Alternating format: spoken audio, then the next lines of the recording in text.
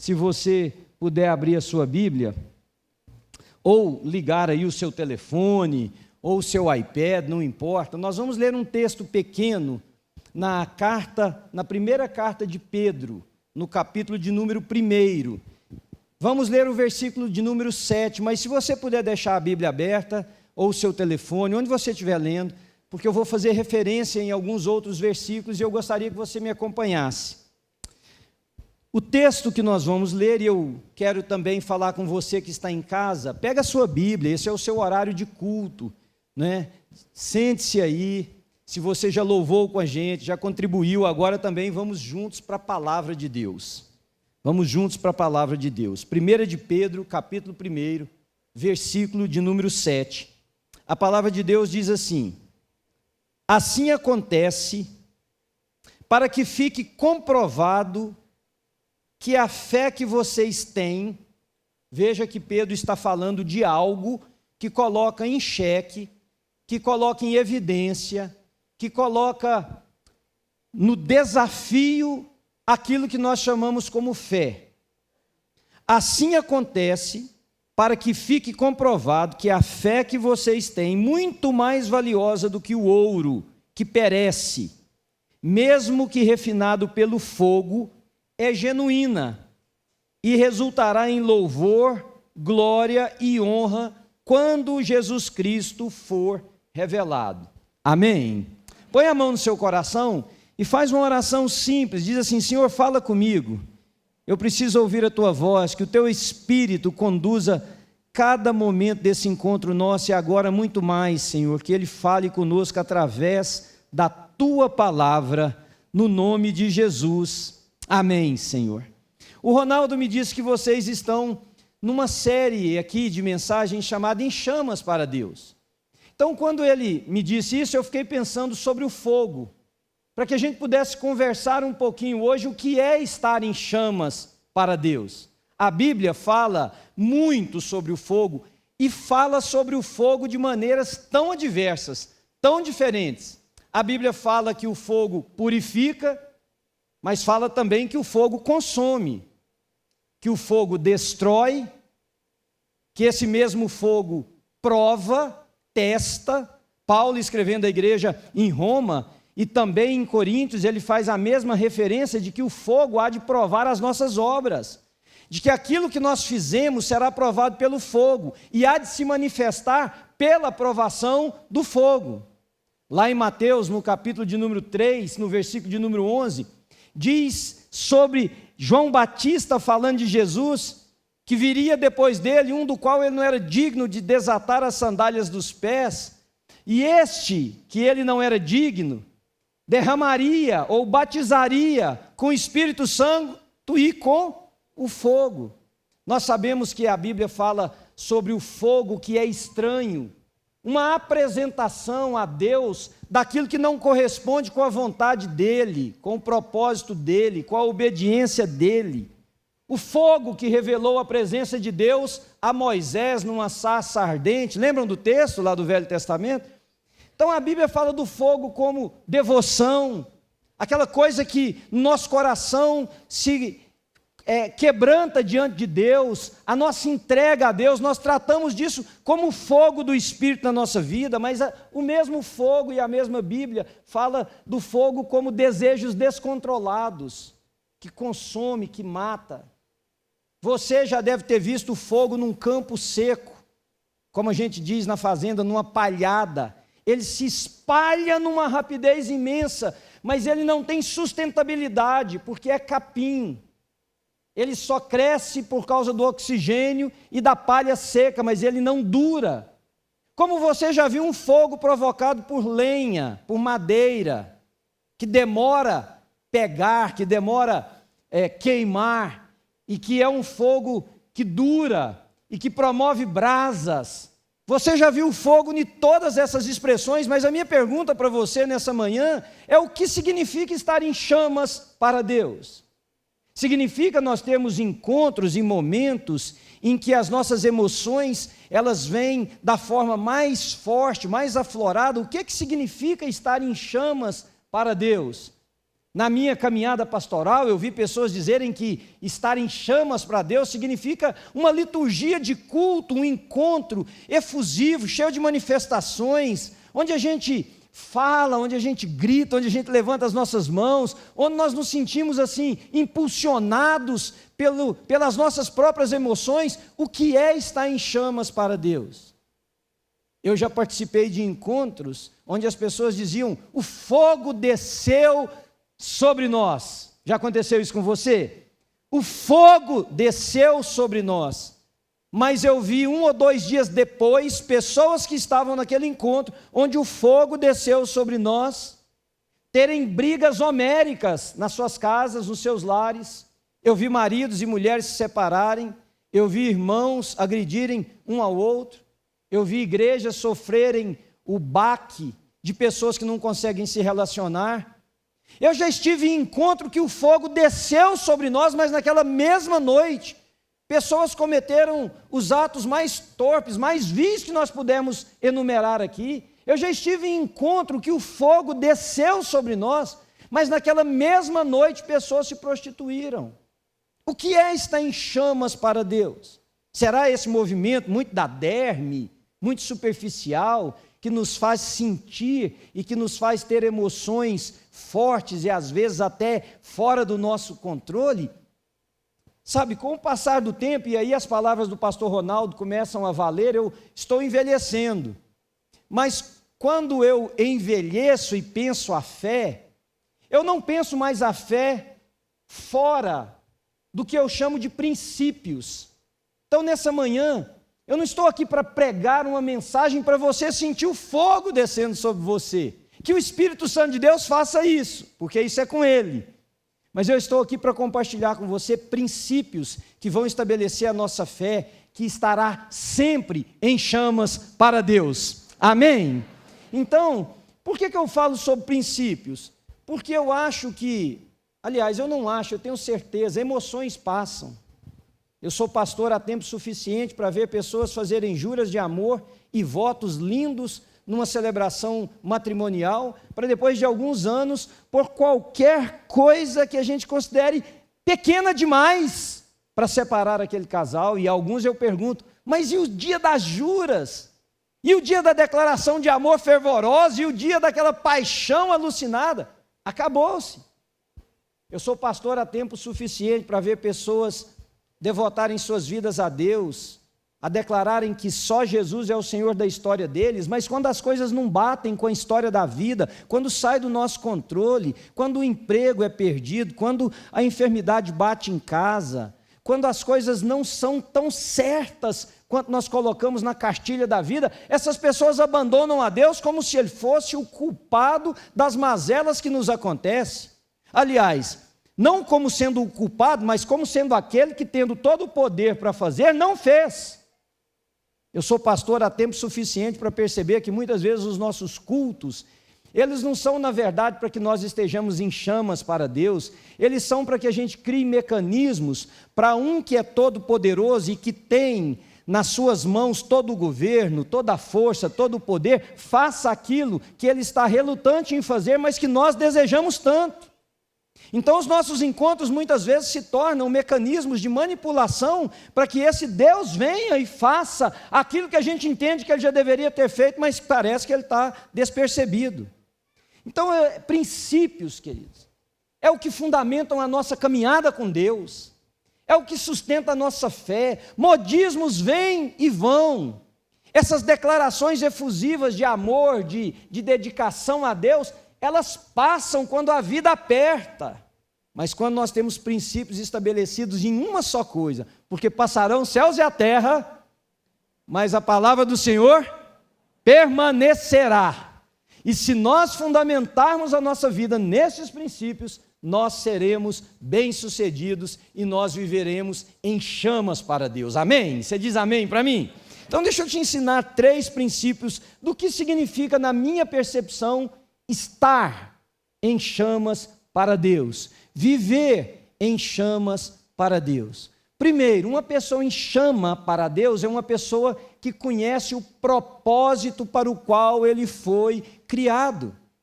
Eu tenho aqui um telefone E por mais que eu entenda, de vez em quando eu me sinto absolutamente idiotizado diante de um aparelho como esse, porque ao tentar fazer alguma coisa e não conseguir, tem sempre uma pessoa que diz assim, pede aquele menininho ali para fazer, que ele faz em 2 minutos. Já viveram isso? Não. O menino parece que nasceu com um negócio nele. Eu entrego o telefone, como é que você fez? Não, está aqui, está simples. Simples é sua mãe, eu não estou aqui tentando e não dou conta desse negócio. Então eu preciso de um tutor. Eu preciso de algo que a gente não faz mais, que é ler manual. Manual de instrução. Por quê? Porque esse manual vai revelar qual era a intenção da pessoa, do web developer, do engenheiro que projetou esse telefone que eu tenho nas minhas mãos. Conhecer o propósito para o qual eu fui criado. Só existe uma maneira, é conhecer o manual de instrução daquele que me criou e daquele que te criou. Ao conhecer o meu propósito, eu começo a viver em chamas para Deus, e eu divido esse propósito em 3 áreas. Primeiro propósito para o qual eu fui criado e você foi criado, é para que a gente conheça a Deus. Não há outro propósito. O livro de Oséias diz, conheçamos e prossigamos em conhecer o Senhor. Nós fomos feitos para conhecê-lo não só de ouvir falar, mas ter certeza que os nossos olhos o veem. Nós fomos criados por um Deus para ter comunhão com Ele. Lá no Jardim do Éden, na viração do dia, o Senhor vinha estar com a sua criação. A grande maioria dos cristãos que eu convivo se contentam em conhecer um Deus icônico, o Deus da religião, o Deus dos dogmas, o Deus da composição das nossas liturgias e das nossas homilias, mas não conhece o Deus pessoal, o Deus que fala e a gente ouve, o Deus que você pode dizer, Ele está comigo. Deus te ama, Deus ama você. Veja, pode parecer jargão de pastor, pode parecer discurso muito chulo, mas eu não posso deixar de repetir, porque Deus amou você de tal maneira que deu, que doou, que sacrificou, que não poupou o seu único filho, para que eu e você não perecêssemos, mas tivéssemos vida e vida abundante. Primeiro propósito é conhecer a Deus. E sabem de uma coisa? Eu tenho falado pela misericórdia de Deus a diferentes tipos de pessoas em diferentes lugares. Eu acho que aqui não é diferente. Eu tenho certeza que há nessa congregação, você que está em casa, gente que precisa conhecer a Deus hoje. Mas não é conhecer o Deus que tem a cara de uma religião que você pede, ou que você pensa. É conhecer o Deus que é seu Pai. É o Deus que se revela ao nosso coração. É o Deus que no íntimo da nossa alma você pode dizer, bem sei em quem tenho crido, e estou bem certo que Ele é poderoso para guardar o meu tesouro até o dia final. Passar por essa vida sem conhecer a Deus, queridos, é simplesmente não entender o propósito para o qual nós fomos criados. Nós fomos criados para ter relação com Deus, para conhecê-lo, para andar com Ele. Amém? E hoje, pelo amor de Deus, Ele te chama para o conhecer. Você que está me ouvindo aqui, você que está em casa, você pode dizer, Senhor, eu quero mais te conhecer. Senhor, eu preciso ver a tua face. Eu preciso ouvir a tua voz. O Senhor Jesus disse sobre o pastor e sobre aqueles que vêm roubar, que vêm aniquilar o rebanho. O Senhor Jesus disse assim, as minhas ovelhas, elas ouvem a minha voz e elas me seguem, elas não seguem o estranho, o ladrão, porque elas não reconhecem a sua voz. Um dos discípulos perguntou para Jesus, nós queremos conhecer o Pai. E Jesus disse, há tanto tempo eu estou com vocês e vocês me pedem para ver o Pai. Quem vê a mim, vê o Pai. Jesus ama você. E o propósito primário para o qual Deus te criou é para que você o conheça. Quem conhece a Deus vive em chamas para Deus. Segundo propósito para o qual nós fomos criados é para adorá-lo. Para adorá-lo. Nós estamos criando igrejas que são tão egocêntricas, tão egoístas, tão ensimesmadas, que nós adoramos a Deus se tivermos coragem de revelar o nosso coração aqui nessa manhã. Nós o adoramos com o propósito de estimulá-lo a agir a nosso favor. A maioria da nossa adoração tem como finalidade tentar converter Deus aos nossos ideais, tentar converter Deus aos nossos desejos, tentar converter Deus para que Ele venha e provê e faça para nós tudo aquilo que o nosso coração deseja. Não, irmãos, Deus é digno de receber todo louvor, toda honra e toda glória, e só o nome dEle, amém? Nosso propósito na vida, além de conhecer a Deus, é adorá-lo, na beleza da sua santidade, quando faz sentido e quando não faz sentido, quando sentimos ou quando não sentimos, quando entendemos que devemos fazê-lo ou não, digno é o Senhor de receber todo louvor e toda adoração. Amém? Seu propósito, adoração não tem a ver com cântico em culto. É isso que me preocupa tanto, porque a religiosidade tem o poder de adulterar de forma tão sutil todos os conceitos que a palavra de Deus tem por tão precioso. Nós confundimos adoração com frequência em igreja. Nós confundimos adoração com momento de cântico, de dar as nossas ofertas, ou até mesmo de ouvir a palavra. Isso aqui é adoração, mas isso não é toda adoração, isso é parte. Adoração é vida. Adoração é o abraço na esposa, é o sentar à mesa com amigos, é o tomar café com gente que você ama, é ir para o trabalho e voltar para casa, é estar no trabalho, é estar na sua academia, é fazer o que você ama, é inclusive ver o jogo de futebol do time que o pastor Ronaldo citou aqui, mesmo que vocês, por favor, escolham o Verdão, mas é isso aí que é adoração. Adoração é vida. Não existe adoração no culto quando não há adoração na vida. Não existe, quer dizer, falsidade ideológica. Sabe o que é isso? Quando a adoração não está presente na forma que eu lido com o meu dinheiro, com a minha sexualidade, com as minhas relações, sejam elas de amizade ou conjugal, quando não há adoração nessa área, isso aqui é falsidade ideológica. Nós estamos criando mecanismos de tentar fazer mexer a mão do Todo-Poderoso.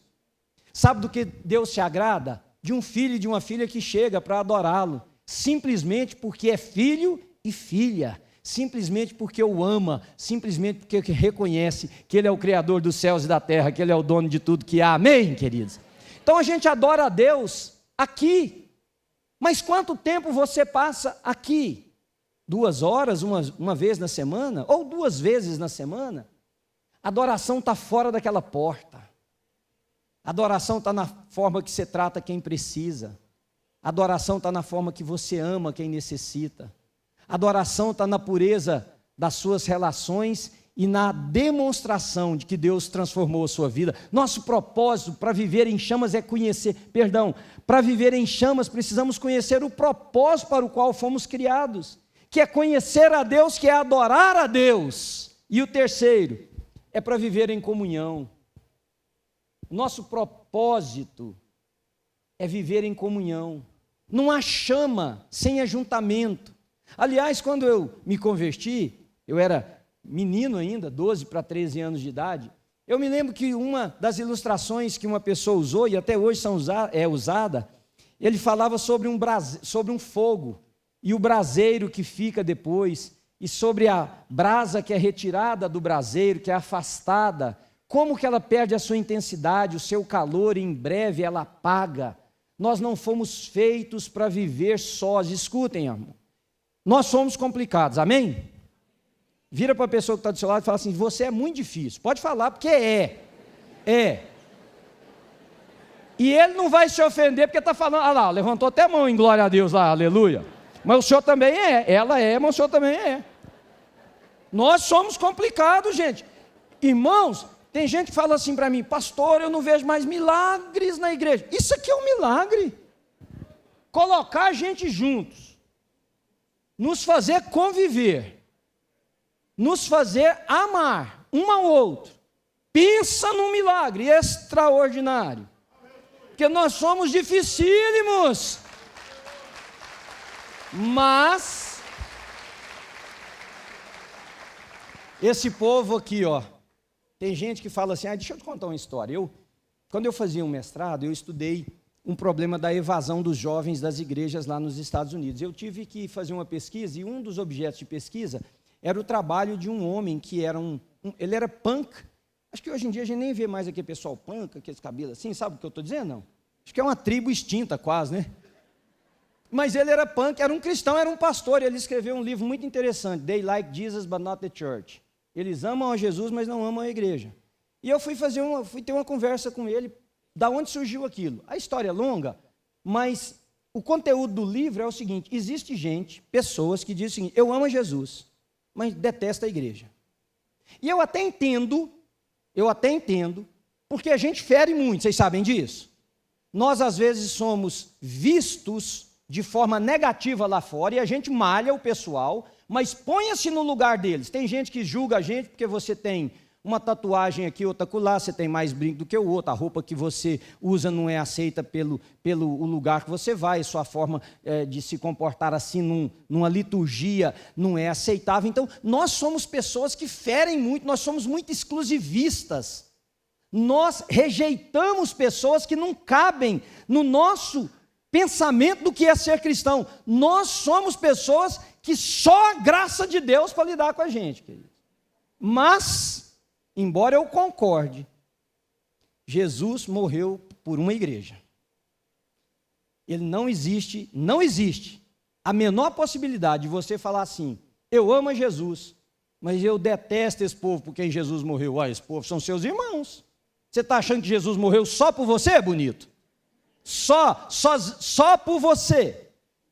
Então, todo aquele que opera de alguma maneira contra a comunhão dos irmãos está possesso por um espírito do anticristo. Porque Cristo morreu para formar uma família de muitos filhos, de muitas filhas, semelhantes a Ele, para a honra e glória de Deus Pai. Então, viver em chamas para Deus é, em primeiro lugar, entender o meu propósito para viver, que se subdivide nessas 3 áreas que eu acabei de dizer para vocês: conhecer a Deus, adorar a Deus e viver em comunhão. O nosso Deus é Elohim, o Deus trino, Pai, Filho e Espírito Santo. Na nossa mente isso não entra, porque nós fomos educados de uma maneira que, e quem se lembra aí da física, 2 corpos não podem ocupar o mesmo lugar no espaço. Então, como que 3 são 1 e 1 é 3, ou 3 é 1 e 1 são 3, mas lá, quando Jesus foi batizado, veja, ele chega para ser batizado por João Batista, e uma voz do céu diz assim, este é o meu filho amado em quem eu tenho prazer. O Pai falando, o Filho sendo batizado e o Espírito Santo descendo de forma corpórea. Embora Deus se manifeste de forma trina, Deus é é comunidade. Amém, queridos? Você quer viver em chamas para Deus? Promova a comunidade. Seja quem traz paz, quem faz o bem, quem se preocupa com essa cadeira. Hoje ela está vazia por uma razão, mas ela pode estar vazia porque a pessoa não está mais. E você se preocupa com isso? Mas você quer viver em chamas para Deus? Não, o que você quer é uma efusão de emoções para dizer que você se parece mais crente do que na verdade você é. Estou conseguindo comunicar com vocês? Segundo, você quer viver em chamas para Deus? Seja transformado pelo fogo. Se uma das funções do fogo, eu cresci num contexto agrícola, de fazenda, e naquela época, 45 anos atrás, ainda tinha-se um costume que hoje deve ser abolido, que é o costume das queimadas, para que o pasto pudesse voltar de forma mais saudável, mais verde. Então, colocava-se fogo na pastagem para gerar algo novo, mas vale o exemplo. Você quer viver em chamas para Deus? Deixe o fogo transformar você. Esse fogo queimar tudo que não presta aí. Deixa esse fogo limpar tudo que é erva daninha, tudo que é perverso, tudo que é mal. Deixa esse fogo vir sobre você e criar algo novo para a honra e para a glória de Deus. Mas vamos no texto que eu li. Lá Pedro diz, e se você ler o capítulo 1, versículos, se não me falha a memória, 6, porque eu li o 7, Pedro está dizendo de provações. Eu tenho uma tese comigo, não é bíblico isso que eu vou dizer agora, tá, queridos? Eu, durante 30 anos, eu dei consultorias financeiras para pessoas e para empresas. E eu tenho uma tese que, para mim, ela tem se provado ao longo dos anos. Você não conhece uma pessoa, o caráter de uma pessoa, até que você toque na área do dinheiro. O dinheiro revela o que realmente é o seu valor. Pessoas traem por causa de dinheiro. Mas você diz assim, mas vocês não eram sócios? Não, mas o importante é eu pensar em mim. Não, é porque desde o início, o Deus dele era o dinheiro, só não era percebido. Então essa é uma tese minha, às vezes eu misturo ela com a Bíblia, mas é uma tese fora. Pedro está falando de provação. A provação nada mais faz do que revelar que tipo de fé nós temos. Quando ele diz no capítulo 1, versículo 6, sobre as provações, e no versículo 7, ele diz, como nós lemos, assim acontece, ou seja, vocês são expostos a estas provações, a esses desafios, a essas demandas, para que fique comprovado que a fé que vocês têm, que é muito mais valiosa do que o ouro, mesmo que refinado pelo fogo, é genuína e resultará em honra e glória para Deus. Então, eu queria usar essa figura do ouro, para você entender o que é estar em chamas para Deus, ser purificado, renovado, transformado por esse fogo. Eu não sou nenhum expert em minerais, eu tive que pesquisar para dizer para vocês o que eu vou falar agora, mas você sabia que o ouro, ele passa pelo fogo para que ele seja refinado, para que toda impureza que haja nele seja retirada. Ao ser exposto ao extremo calor, o fogo perde, ou o fogo queima os outros minerais que estão agregados naquele ouro, porque são mais frágeis do que o ouro e menos resistentes a alta temperatura, ficando um ouro puro. Suas provações têm que mostrar uma pessoa mais parecida com Jesus. Nossas dificuldades têm que nos purificar. Mas tem mais sobre o ouro. Você sabia que o ouro é o metal mais dúctil que existe? Essa palavra ductilidade é a propriedade dos materiais serem esticados ao extremos, comprimidos, sem se romperem. O ouro é o metal mais dúctil da natureza. Significa que ele pode ser esticado, veja, ele pode ser esticado, deixa eu ler para vocês algumas coisas, 30 gramas de ouro, equivalente a 1 onça, pode ser trefilado em um fio tão fino, finíssimo, com 80 quilômetros de comprimento e 5 micrômetros, ou 5 milonésimos de metro de diâmetro, sem se romper. Aliás, para você entender, 25 vezes mais fino do que o seu fio de cabelo, sem se romper. Sabe o que é estar em chamas para Deus? É ser esticado, queridos. É ser esticado e não romper. Por isso que ele usa o ouro. Sabe, é aquela tensão conjugal, mas não vai romper. É aquela luta na família, mas não vai romper. É aquela luta pessoal sua, mas não vai romper. Vamos esticar até virar 25 vezes mais fino do que um fio de cabelo, mas não vou romper, porque eu estou em chamas para Deus, como o ouro refinado. Assim é a nossa vida. Assim é a vida do discípulo de Cristo Jesus. Mas olha, o ouro é usado como contato metálico na indústria eletrônica, como condutor. Ele é um bom condutor. Ele perde para a prata e para o cobre, mas ele é o único que não enferruja, que não oxida. É isso aí, a gente não perde as características.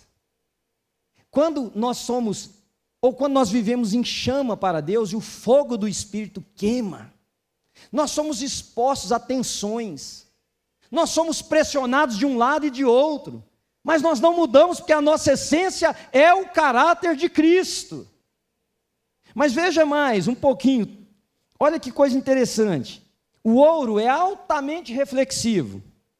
Os visores dos astronautas recebem um revestimento de ouro tão fino, 0,0005 milímetros, que é praticamente transparente, Beto. Mas ele é colocado no visor dos astronautas para que eles possam enxergar através dele e os raios do sol possam não afetar os seus olhos. Ou seja, ainda que a gente se estica e fica transparente, a nossa característica continua a mesma. Você quer viver em chamas para Deus? Ore nessa manhã e diz: Senhor, como fogo, vem sobre a minha vida e trabalha em mim. Primeiro, tira toda impureza que há, Senhor. Toda impureza que há em mim queima. Deixa ficar uma coisa mais pura. E sabe, Senhor, eu vou ser esticado, porque as tensões da vida estão aí fora, elas são inevitáveis. Eu vou ser esticado, eu vou ser testado, eu vou ser exposto, mas vai refletir em mim a beleza do meu Criador. Amém? Isso é viver em chamas para Deus. E por último, querido, você quer dizer que você é uma pessoa em chamas para Deus? Se torne mais semelhante a Jesus. Se torne mais semelhante a Jesus. Olha o que Paulo, escrevendo à igreja em Roma, capítulo 8, versículo 29, diz assim: para serem conforme a imagem do seu Filho. É para isso que fomos criados. Mahatma Gandhi, uma vez entrevistado, quando ele estava naquele movimento separatista da Índia, do domínio britânico, um movimento pacifista, porque ele se recusava a usar a violência ou a força para que aquilo acontecesse. Os cristãos que haviam na Índia naquela época, e mesmo os cristãos britânicos, uma pessoa perguntou a Mahatma Gandhi: por que você é contra Cristo? Ele disse: não, vocês estão enganados, muito pelo contrário. Eu não sou contra Cristo, eu admiro o seu Cristo.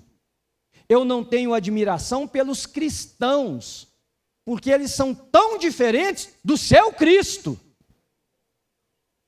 Você quer ser em chamas para Jesus?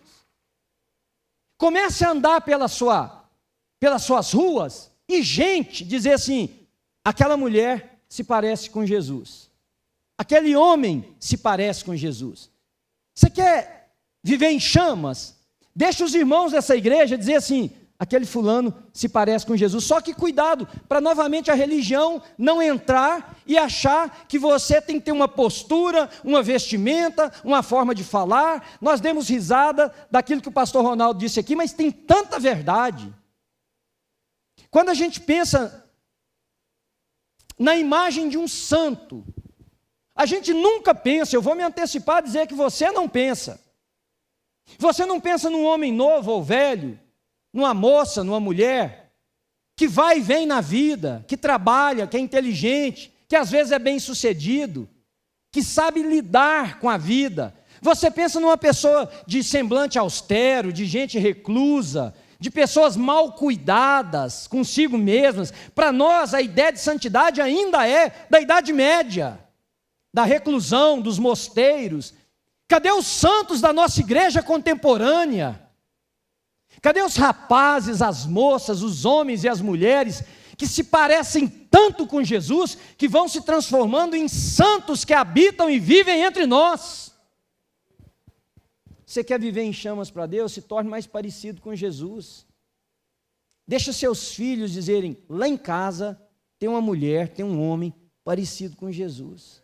Na sua empresa, deixa o seu patrão dizer: eu tenho um funcionário aqui nessa igreja que se parece com Jesus. Mas não é aquele cara chato que não pode nem celebrar nada, porque tem que dizer que tudo tem que colocar uma palavra evangélica no meio. Não, é porque Cristo habita tanto nele, que vaza pelos poros, que os outros começam a perceber.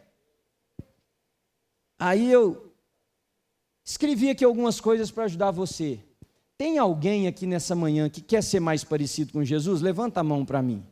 Agora fica assim com a mão um pouquinho, tá? Olha, eu também estou com a minha levantada. Então me permitam encerrar minha fala com vocês, pode baixar as mãos, por favor, dando a mim e a você uma receita, alguns componentes de como eu creio que a gente pode se tornar mais parecido com Jesus. Comece a confessar os seus pecados sem máscaras, sem reservas. Você quer ser mais parecido com Jesus? Não fique disfarçando por trás da religião e colocando seus pecados como um coletivo. Singulariza eles. Ao invés de você dizer, Deus, perdoa a multidão dos meus pecados, você diz, Senhor, perdoa porque eu tenho muita ira no meu coração. Começa a confessar os seus pecados. Você diz que quer se tornar mais parecido com Jesus, então está a minha receita. Comece a estabelecer paz onde há conflitos. Tenha palavras brandas, boas. Seja menos inflamável.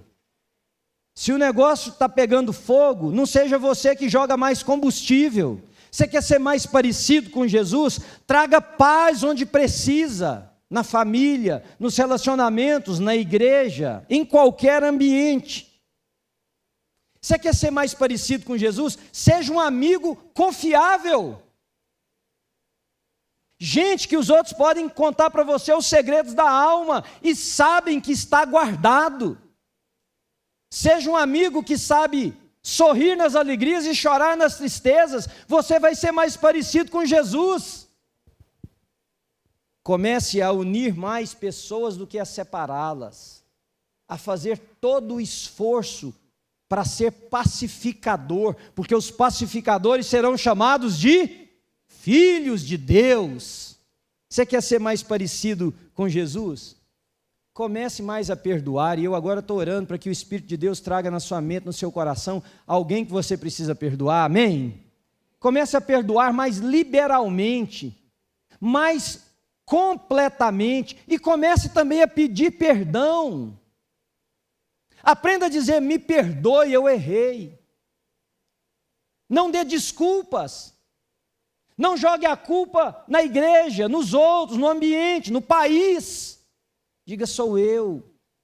Eu preciso aprender a ser mais parecido com Jesus, me perdoe. Comece a servir, a dar de você mesmo, ao seu próximo, a estender a sua mão, a ser menos egoísta, porque Jesus disse que Ele não veio para ser servido, mas Ele veio para... Ele disse, amarra a toalha na cintura e vai lavar os pés de alguém. Você quer ser mais parecido com Jesus? O que eu penso é que a grande maioria das nossas igrejas, o que nós queremos é um culto em chamas, mas nós não queremos ser a chama do culto. Nós queremos um culto em chamas, para que a gente saia por essas portas com uma sensação de que somos mais de Deus, enquanto os nossos valores e princípios estão muito distantes dele. Vocês estão me entendendo, queridos? Então, você quer ser mais parecido com Jesus? Fale o bem sobre as pessoas e não os defeitos. Todos nós temos, inclusive você. Inclusive você. Pare no mas. Você diz assim, fulano, uma pessoa agradável. Aí você para, fecha o bocão aí nesse horário. Morda na língua. Fale o bem dos outros. Tem algo de bom na pessoa? Fale. E o de ruim? Deixa para lá, não é da sua conta, mas eu preciso prevenir o mundo? Não! Não! Você levantou a mão dizendo que queria ser mais parecido com Jesus. E isso é estar em chamas, querido. Sabe por quê? Porque aí o fogo do Espírito vai cada dia trabalhar em nós, para que quando alguém olhar, veja o rosto de Jesus em nós. Você quer ser mais parecido com Jesus? Comece a ajudar quem sofre. Saia dessa bolha existencial sua. Desde que esteja tudo bem para você, está tudo bem. Não, não está tudo bem. Quando uma criança que você passa por ela não tem o que comer e você vai e vem. Não está tudo bem quando você sabe que tem uma senhora doente na rua que você mora e você não se preocupa com a forma que ela busca os seus medicamentos na farmácia, com quem faz uma compra de supermercados para ela. Ser bom é ser de Cristo, queridos. Você quer ser mais parecidos com Jesus? seja generoso, eu vou me atrever, porque hoje com esse mundo globalizado a gente tem que ter muito cuidado com o que fala, e eu não pedi a esse irmão permissão para tocar nesse assunto, mas eu acho que eu posso sem expor. Eu tenho um grande amigo, uma pessoa do coração, que era líder de um pequeno grupo em uma determinada cidade. E o seu grupo, a sua célula, tinha várias pessoas e eles se reuniam num prédio. E por uma razão, naquela noite da reunião do pequeno grupo, tinha uma reunião de condomínio. E ele precisava participar porque tinha uma decisão importante do prédio. Então ele disse assim para a esposa dele: vocês conduzam a reunião e eu vou para a reunião do condomínio. Quando ele desceu, você está me acompanhando? Olha o que é ser parecido com Jesus, tá? Eu estou falando de um cara crente, de um irmão, de um homem que eu respeito, de alguém que eu amo. Foi para a reunião do condomínio. Quando ele entrou, o síndico disse assim: oi, seu, e falou o nome dele. Seja bem-vindo à nossa reunião. Aí ele virou para o síndico e disse assim: o senhor me conhece? Conheço. Sei quase tudo sobre a sua vida. Sei, inclusive, que você disse que é crente. Sabe por quê? Porque eu moro no mesmo andar, acho que 3 apartamentos por andar. E vocês deixam a porta aberta, toda terça-feira vocês têm uma reunião lá, não tem? Tem. E vocês cantam, não cantam? Eu já até aprendi alguns dos cânticos que vocês cantam. Vocês oram, vocês falam sobre um texto bíblico e vocês comem demais. Não é verdade? Ele disse: é verdade. Aí ele, meu amigo, achando que tinha evangelizado já o homem, disse assim: e por que o senhor nunca foi lá? Ele falou assim: nunca fui e nunca irei. Eu não vou pisar, eu não vou colocar os meus pés naquela reunião de vocês, nunca. Aí meu amigo, em choque, disse assim: por quê? Ele falou: sabe por quê? Eu vejo, vem cá comigo. Chamou meu amigo e levou ele na porta do prédio. Falou: está vendo aqueles carros estacionados em cima da calçada, onde é proibido? Todo o povo está lá na sua casa. Está vendo ali aqueles 2 que estão bloqueando a saída de emergência do prédio? Se tiver uma emergência, precisava vir um caminhão do corpo de bombeiro, uma ambulância, dos caras estão na sua casa. Outra coisa, você sabe o nome do porteiro que abre a porta para os seus amigos toda terça-feira? O seu Antônio. Você não sabia o nome dele e os seus amigos também não sabem. E sabe o que é que eu fico ainda mais irado com vocês? É que eu acabei de dizer que vocês comem muito. Sabe por que eu sei que vocês comem muito? Porque eu vejo o lixo, a sobra da comida. Mas eu nunca vi um de vocês descerem com um pratinho de comida para o seu Antônio. Embalar e dizer para o seu Antônio, leva para casa, ou seu Antônio coma, ou seu Antônio, qualquer coisa. Não. Sabe, eu nunca vou pôr os meus pés numa reunião daquela. Meu amigo disse que não tinha mais onde pôr a cara. Sabe aqueles momentos? Aí ele disse assim: quer saber, não vou ficar nessa reunião do condomínio não. Subiu, chegou no prédio, no apartamento dele, estava todo mundo sentado, ele falou: todo mundo pode ir embora. Todo mundo pode ir embora. Acabou a reunião. O povo achou que ele tinha ficado doido, a mulher dele assustou, ele falou: gente, todo mundo embora. Eu não quero nem falar o porquê. O povo foi embora, sem saber o que tinha acontecido. Aí ele disse para a mulher dele o que tinha se passado. Me perdoe de estar delongando um pouquinho, eu já vou encerrar. E aí ele disse assim para a mulher dele: eles têm que acabar. Aí Deus deu um insight para ele. E ele ligou para todo mundo na mesma noite e falou assim: voltem aqui amanhã, nós vamos ter uma reunião. Nós vamos ter uma reunião. O povo não entendeu nada, achou que tinha acontecido alguma coisa entre ele e a esposa, que ia ter aquela revelação. E aí é que é bom, porque o crente tem uma outra coisa. Vira para a pessoa que está do seu lado e diz assim: nós somos curiosos demais. Bateu o recorde a reunião da célula aquele dia. Porque todo mundo foi expulso da casa numa noite. Na outra noite é para voltar, um ligou e falou assim: o que será? Vamos lá ver. Então chama sua mãe, sua tia, seu amigo, vamos lá. Tinha gente saindo, literalmente, pelo ladrão, pela porta. Todo mundo sentou e ele falou assim: quem vai falar hoje não sou eu não.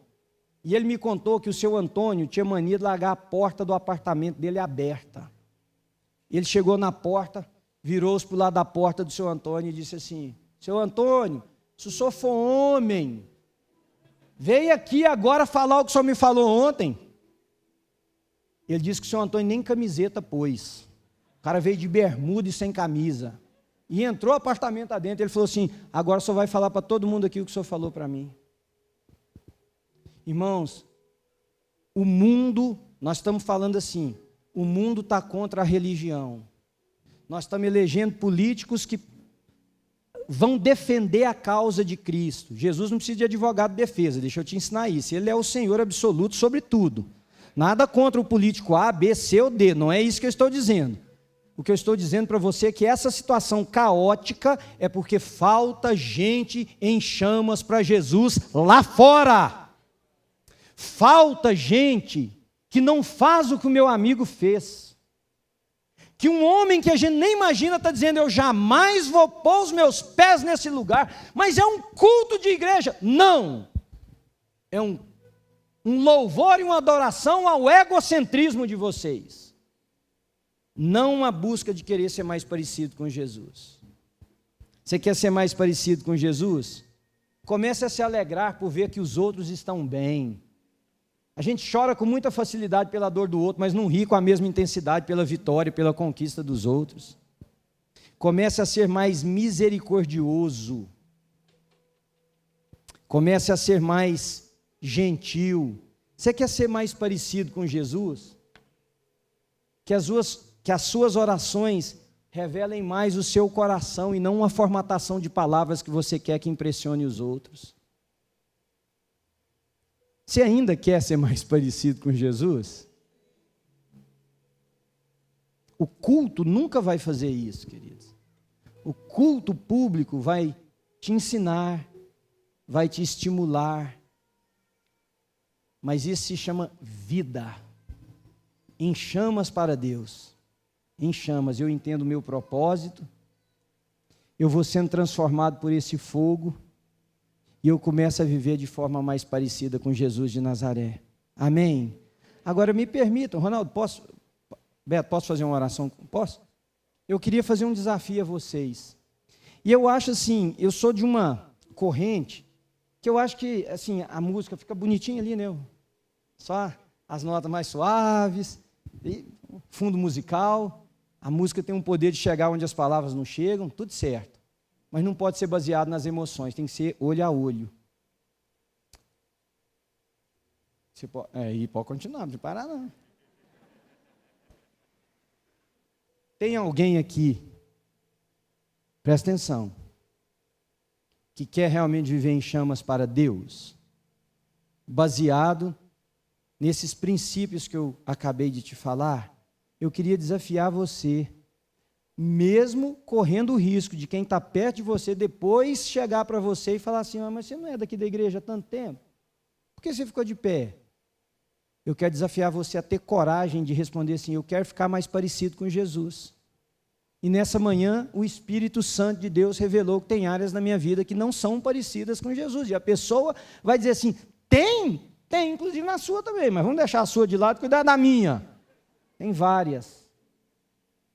E eu não queria que você ficasse de pé para a gente encerrar culto, eu não queria que você ficasse de pé para parecer que deu volume, eu queria que você ficasse de pé se o Espírito Santo de Deus falou com você. Pastor, mas e se ninguém ficar de pé? Um dia, minha esposa estava num encontro de mulheres, e ela foi dormir, Beto, e ouviu duas mulheres conversando do quarto do lado assim. E era uma época que tinha um negócio que orava e as pessoas caíam, lembra disso? Caía muita gente. Aí as duas mulheres conversando e uma falou assim para a outra, você caiu quando a pastora orou por você? Não era minha esposa, era a outra pastora. Aí ela falou assim, eu caí, né? Aí ela disse assim, mas por que você caiu? Falou, caí em respeito à pastora. Vai que ela estava lá, você não vai me desrespeitar, você vai, pastor, você pregou aquele tempo inteiro, 48 minutos, ninguém ficou em pé, está tudo certo, gente. Tudo certo, tudo parecido com Jesus aqui. Agora vai que tem um só que fala assim, eu não sou tão parecido com Jesus, mas eu quero ser. Eu quero viver em chamas para Deus. Aí é com você que eu estou falando. Você quer ficar de pé para a gente orar juntos? E aí nós vamos orar. Você vai ficando de pé, fecha os seus olhos, põe a mão assim no seu coração. Eu gosto dessa metáfora da gente, dessa figura da gente com a mão no coração. E comece a orar, porque para ser mais parecido com Jesus, você é diferente de mim, são áreas diferentes, sabe, eu tenho tentações diferentes das suas, eu tenho seduções diferentes das suas, eu tenho pressões diferentes das suas, mas uma coisa em comum nós temos, eu quero ser mais parecido com Jesus de Nazaré. Você põe a mão no seu coração e começa a orar por você, e eu quero pedir o pastor Ronaldo que venha aqui à frente, e ele vai orar para a gente sobre isso, para a gente se tornar mais parecidos com Jesus de Nazaré, mais parecidos, mais em chamas. Vai orando por você, querido, diz para Deus o que está aí no seu coração, e peça a Deus: Senhor, eu quero ser mais parecido com o Senhor, no nome de Jesus.